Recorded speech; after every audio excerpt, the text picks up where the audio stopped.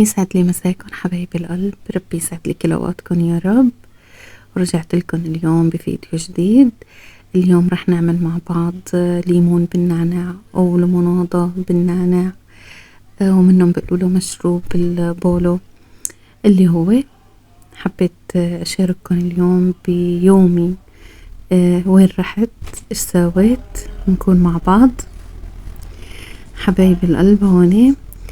حبيت افرجيكم اياها قديش شكلها هيك ما شاء الله، بشجعكم انه تجربوها. شراب منعش برودة بهالشوبات غير شكل.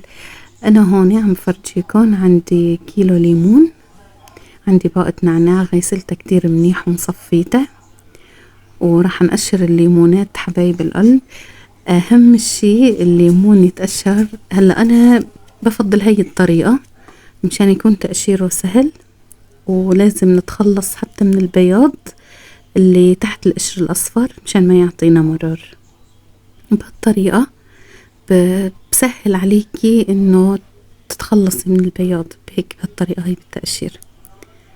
انا عم بقشر معكم والله. قوالي انا اليوم خبرني جوزي وقال لي انه رح يتأخر بالشغل، عندهم شغل اضافي، لهيك قررت اني افاجئه بكاسة عصير ليمون، ليموناضة اللي هو تكون هيك باردة ومنعشة بهالشوبات هاي، بتخلي الواحد هيك يجدد نشاطه. والولاد كان بدون اني اخذهم شوي يغيروا جو. في عنا هيك حديقة صغيرة قريبة على بيتي، محل هيك انه واحد بحسن ببرك شوي، بريح اعصابه، بيهدي اعصابه. بقى حبيت اجهز معكم الليموناضة وبعدين بننزل سوا، ورح تكونوا انتو معي بمشواري. وهي هوني صبايا، انا مثل ما عم بفرجيكم انه شلون عم بتخلص من القشر الابيض، لاني هو الابيض بيعطينا المرور. هون بعد ما قشرتهم كلهم وتخلصنا من البياض كمان، رح نقطعهم، وكمان البذر ما لازم يضل، لان البذر كمان بيعطي مرار.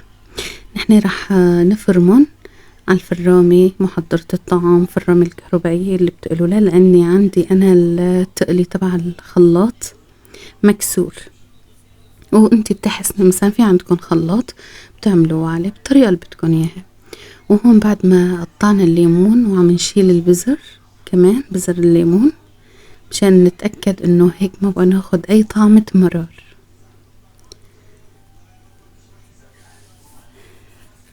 جربوها وان شاء الله هيك بتعجبكم. ورغبة منهم بحبوا طعمة النعناع مع الليمون، منهم ما بيحبوه، بكيفكم. بتحبوا الليمون لحاله، بتحبوا تضيفوا عليه النعناع. انا ضفت عليه النعناع لاني بحب نحن نكهة النعناع مع الليمون. وهون لما بدنا نحطهم بالفرامة هي بمحضرة الطعام او بالخلاط مثل ما قلت لكم، شو بتقولوا لهم انتو. هون حطيت نص الكمية عندي، وعندي كاسة سكر ما بحطها كلها، بحط كمان نص الكاسة، وعندي هون كاسة مي، بحطهم مع بعضهم ومنشغل عليهم هلأ. وما ننسى الليمونة، انا بشرة هون ليمونة واحدة، هذا قشر الليمون. القشر لما بدنا نبشره بس الصفار، يعني ما نوصل للبياض، مشان كمان المرار، وبيعطي نكهة طيب القشر. لما بتكوني بشرة ليمونة وحيطتيها معهم اي بتصير طيبة. وهي هون انا معكم خطوة بخطوة.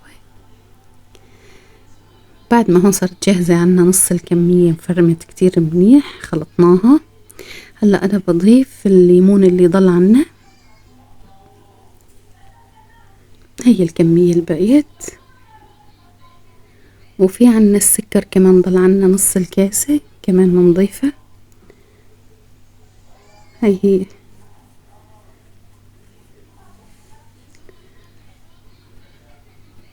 كملناهم. وهلأ بعد ما نخلص بدنا نصفيهم، نحن بنحط زبدية ازاز، جاط، اللي هو اللي عندك اياه، وبنحط المنخل مشان ما ينزل لنا هيك قطع وشقف من الليمون، بصير يعني هيك مو مرغوب فيه بالشرب.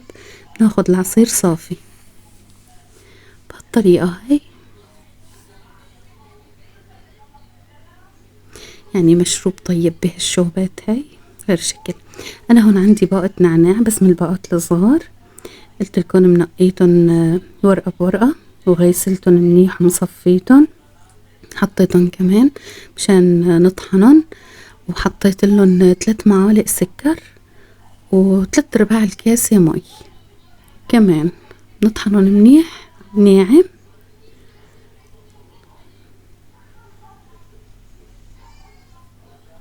منظر حلو.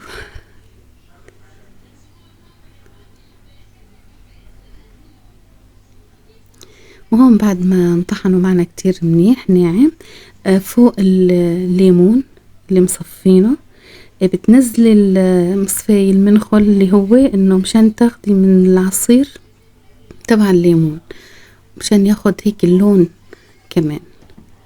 ايوه انا استقصدت اني انزل المنخل هيك مع العصير مشان التم ياخد النعناع من مية الليمون. كل ما هيك حركتي بمية الليمون عم تاخدي اللون اكتر واكتر، لون الخضار النعناع. وهيك بنعصره كتير منيح وخلص بعدين ما بقى يلزمنا بشي. وهون صار عنا جاهز. اللون ما طلع لكم مزبوط مثل ما كنت انا شايفته، كان كتير كتير لونه حلو. هالمرة الكاميرا ظلمته بس هلأ شوي تاني من طالع الفرق.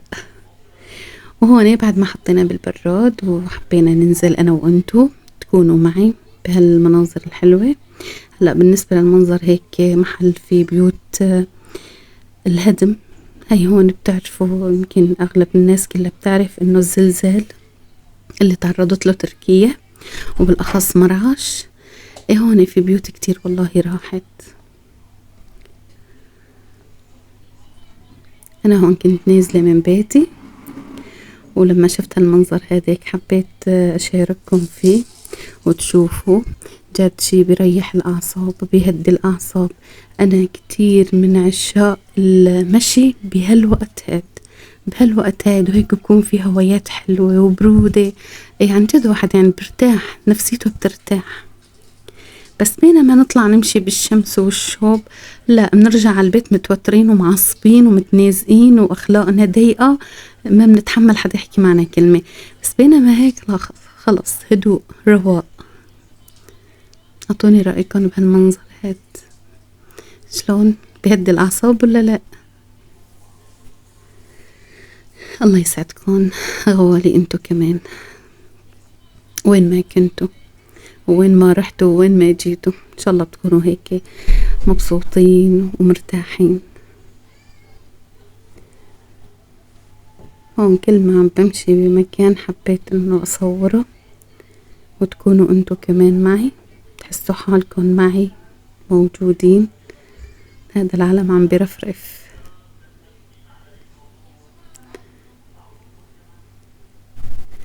هون قلنا يعني منروح ومنرجع انا والولاد بغيروا جو كمان، حرام هيك كانوا متنازقين بدهم يلعبوا شوي لبين ما يرجع جوزي من شغله ان شاء الله، يعني بنخلص وبنرجع على البيت. بس كانت هوايات حلوة. وهون قعدنا نحن والله قعدة حلوة. اشتهيتكن معي غوالي. يلا هي هون عم بصور لكم مشان تحسوا حالكم انه انتو معي.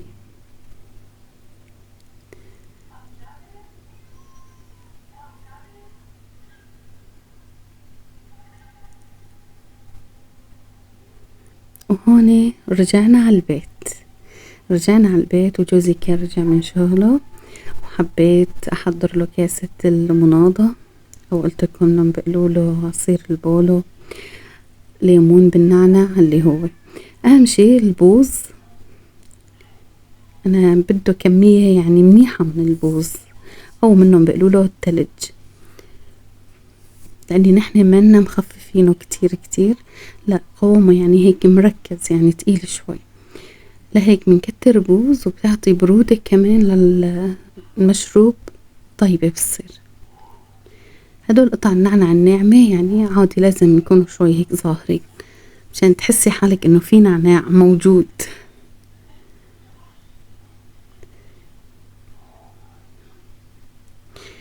والله غير شكل طلع.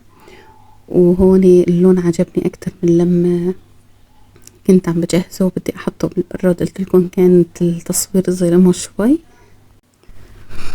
وهيك صار المشروب جاهز معنا، واحلى كاسة لمناضة بالنعناع جاهزة. ولازم ادوق، بدي ادوقها، ما بقى اتحمل، خلص لازم ندوقها. هي راح ادق لكم اياها كمان.